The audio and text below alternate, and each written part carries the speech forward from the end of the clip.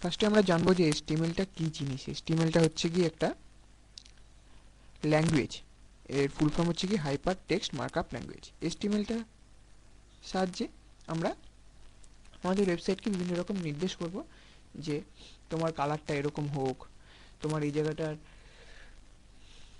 এই ইমেজটা এইভাবে শো করুক, এই জায়গায় এই লেখা শো করুক, এই বাটনটায় ক্লিক করলে এই পেজটাকে শো করুক, এই ব্যাপারগুলো। তা এই HTML-টা লেখার জন্য আমাদের একটা এডিটর দরকার। তো আমরা এখানে Adobe master collection CS3, Adobe Dreamweaver CS3 use করব। তো অ্যাডব ড্রিমউইভার CS3 ওপেন করার জন্য আমাকে ফার্স্টে যেতে হবে হচ্ছে গিয়ে স্টার্ট থেকে অল প্রোগ্রামস থেকে Adobe master collection CS3, Adobe master collection CS3 এর ভিতরে অ্যাডব ড্রিমউইভার CS3। এবার আমাকে যেটা করতে হবে, এখানে অ্যাডব ড্রিমউইভার CS3 ওপেন করার পর এখানে ক্রিয়েট এ নিউ বলে একটা অপশান আছে, সেখান থেকে HTML-টাকে সিলেক্ট করতে হবে।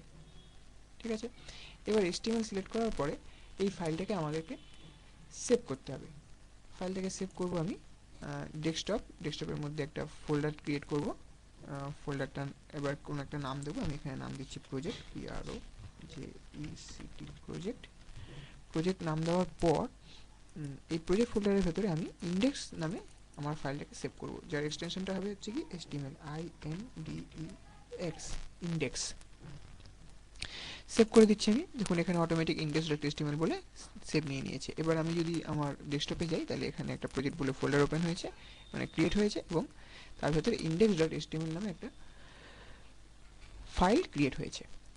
এবার আমি যদি আমার এই index.html ফাইলটাকে ওপেন করি তাহলে আমি এখন কিছুই দেখতে পাবো না, কিছুই নেই। আনটাইটেল ডকুমেন্ট দেখাচ্ছে এখানে টাইটেলের জায়গায়, এবং আমার পেজটার মধ্যে কিছুই নেই। এবার আমাকে যেটা করতে হবে সেটা হচ্ছে গিয়ে এখানে দেখুন HTML ট্যাগ ওপেন হয়েছে এইভাবে, এবং HTML ট্যাগটাকে ক্লোজ হয়েছে এইভাবে। এর ওপেনটা আর ক্লোজটার মধ্যে পার্থক্য আছে।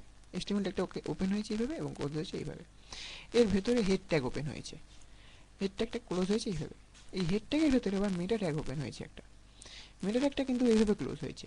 অর্থাৎ এই যে হেড ট্যাগটা ক্লোজ হয়েছে আর হেড ট্যাগটা এইভাবে ক্লোজ হয়েছে, আর মেটা ট্যাগটা এইভাবে ক্লোজ হয়েছে, আবার এখানে এইভাবে ক্লোজ হয়েছে। তার কারণ কি, হেড ট্যাগটা হচ্ছে গিয়ে ডবল ট্যাগ, আর এই মেটা ট্যাগটা হচ্ছে গিয়ে সিঙ্গেল ট্যাগ। অর্থাৎ ডবল ট্যাগ যখন ওপেন হবে তখন আমি এখানে দেখাচ্ছি, ডবল ট্যাগ যখন ওপেন হবে তখন এইভাবে ওপেন হয়ে, ধরুন আমি এখানে ওপেন করছি, একটা ট্যাগ ওপেন করছি, ধরুন হেডি লিখছি, হেড ট্যাগটা ওপেন হলো এইভাবে, এইভাবে ক্লোজ হলো, এইভাবে ওপেন হয়ে আবার এইভাবে শেষ হচ্ছে। আর যখন সিঙ্গেল ট্যাগ ওপেন হচ্ছে তখন ওপেন হচ্ছে গিয়ে এইভাবে, যেমন আমি ইমেজটা হচ্ছে গিয়ে সিঙ্গেল ট্যাগ ING এইভাবে। ঠিক আছে, বুঝতে পারছেন? এরপরে এখানে দেখুন টাইটেল বলে একটা ট্যাগ ওপেন হয়েছে, এর মধ্যে লেখা আছে আনটাইটেল ডকুমেন্ট। এখানে টাইটেলটা একটা ক্লোজ হয়েছে। এই আনটাইটেল ডকুমেন্টটাকে আমি চেঞ্জ করে লিখছি মাই সাইট। এবার আমি কন্ট্রোল-S করছি, কন্ট্রোল-S করার পরে আমি ব্রাউজারে গিয়ে আমার সাইটটাকে রিলোড করছি। দেখুন এখানে মাই সাইট বলে চলে এসেছে, আনটাইটেল ডকুমেন্ট চলে গিয়ে টাইটেলটা তার মানে চেঞ্জ করে ফেললাম। এরপরে আমাদের সমস্ত কাজ হবে হচ্ছে কি বডি ট্যাগের মধ্যে। এবার বডি ট্যাগের মধ্যে আমি আজকে কিছু আপনাদের ট্যাগ দেখাচ্ছি, বেসিক ট্যাগ। আমরা ফার্স্টে দেখা করছি কি H1 ট্যাগ। H1 ট্যাগটা হচ্ছে কি হেডিং এর জন্য। তো আমরা এখানে লিখছি দিস ইজ মাই সাইট।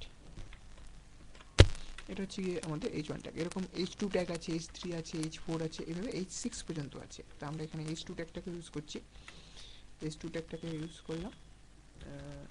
এর মধ্যে আমরা লিখছি ওয়েলকাম টু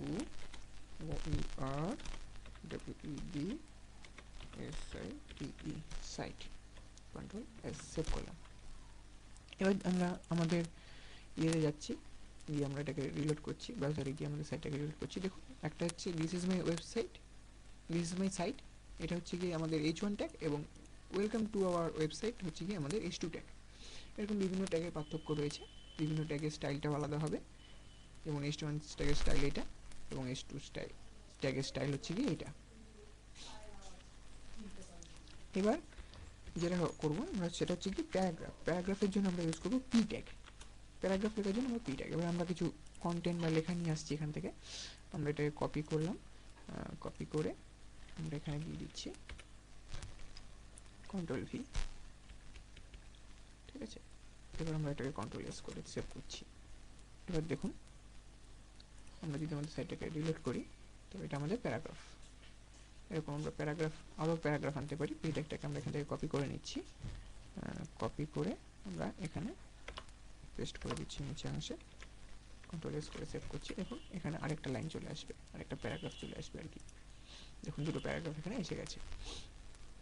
এবার আমরা ইমেজ ট্যাগ দেখব। ইমেজ ট্যাগে আমরা ইমেজ আনতে চাইছি, IMG ইমেজ। ইমেজটা কিন্তু সিঙ্গেল ট্যাগ, এইভাবে ক্লোজ হচ্ছে। এবার আমরা কন্ট্রোল এস করলাম। এবার ইমেজ ট্যাগের মধ্যে আমরা ইমেজ নিয়ে আসছি এখান থেকে। ধরুন এই ইমেজটাকে আমরা সেভ করতে চাইছি, সেভ ইমেজ অ্যাজ। এবার আমরা আমাদের ফাইলে চলে যাব,